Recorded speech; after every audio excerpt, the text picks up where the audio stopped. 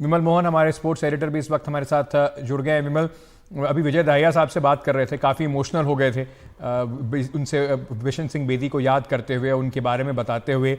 कमाल की शख्सियत, बिल्कुल बेबाक, हमेशा जो उनके दिमाग में आया बिना लाग लपेट के उन्होंने सामने रखा। किसी के बारे में भी ओपिनियन हो, चाहे वो सेलेक्टर्स हो, चाहे वो क्रिकेट एडमिनिस्ट्रेशन हो, चाहे वो कोई भी खिलाड़ी हो, एक ज़बरदस्त जिंदा दिल इंसान। बिल्कुल जबरदस्त जिंदा दिल इंसान। और जैसा कि आपने कहा विजय दाहिया इमोशनल हो गए। मैंने उनको देखा है दिल्ली रणजी टीम के भी जब कोच थे, तो वो किस संजीदगी से खिलाड़ियों से जुड़े होते थे। और जैसा अनुराग ठाकुर बता रहे हैं, मुझे एक मौका मिला था हिमाचल में, उसी स्टेडियम में जाके बेदी साहब ने हमें बुलाया था, तो हम गए हुए थे वहां पे। बेदी साहब छोटे छोटे बच्चों को 8 से 10-12 साल से लेके और बड़े बच्चे थे, और क्या डिसिप्लिन मेंटेन करते थे। जो अनुराग कह रहे हैं कि वो स्टेडियम में ही रुकते थे, बिल्कुल स्टेडियम में रुकते थे। बच्चे बाहर के जो आसपास के होटल हैं वहां कई बच्चे रुके हुए थे, लेकिन वो हमारी जैसे हम जैसे जो लोग थे उन लोगों की उन्होंने ड्यूटी लगाई थी कि जरा इन पे नजर रखना, देखना कहीं रात में ज्यादा देर तक नहीं जाए, या उनसे बातचीत करना, छोटी छोटी बातों का ख्याल रखना कि छोटा बच्चा है उसको फील्ड पे डांटा है, उसको थोड़ा प्यार से समझा देना।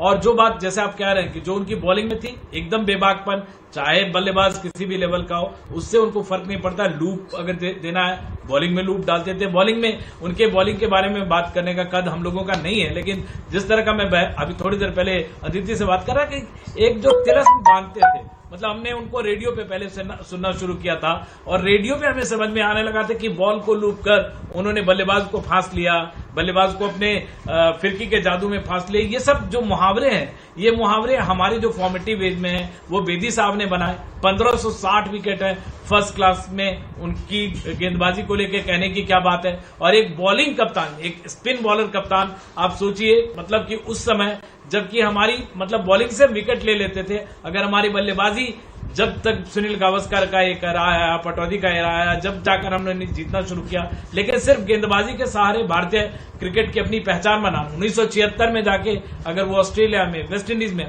और क्या इकोनॉमी होती थी, 20-25 से 30 के कम की इकोनॉमी होती, कहीं पे 20, कहीं 25, चाहे हर जगह। इंग्लैंड में भी जाके उन्होंने विकेट लिए। और सबसे बड़ी बात है, जैसे आप जिस शख्सियत की बात कर रहे हैं, जितना जिंदा दिल, उतना ऑनेस्ट आदमी, उतना ऑनेस्ट सुपरस्टार, एक महान शख्सियत, ऐसा मैंने बहुत कम दिखा। हर आदमी का 2, 3, 4, 5 पहलू होता है, या हर चेहरे पे कई चेहरे होते हैं, लेकिन बेदी साहब जो गुरुद्वारे में थे वही मैदान पे थे, वही होटल में थे, वही आप जब किताब के लॉन्च में आए। और अगर उनको बोलना है कि मुरलीधरन की बॉलिंग चेकिंग है, जैवलिन फेंकते हैं, तो उनको कोई फर्क नहीं पड़ता था कि मुरलीधरन ने 1000 विकेट ले लिया। अगर उनको कहना है कि शेन वॉर्न जादूगर है, तो फिर शेन वॉर्न चाहे ड्रग में फंस गया हो, वो जिसकी बात कर रहे हैं उसकी बात, मुद्दे पे बात करते थे। ये नहीं है कि शेन वॉर्न के बारे में कोई धारणा बना ली।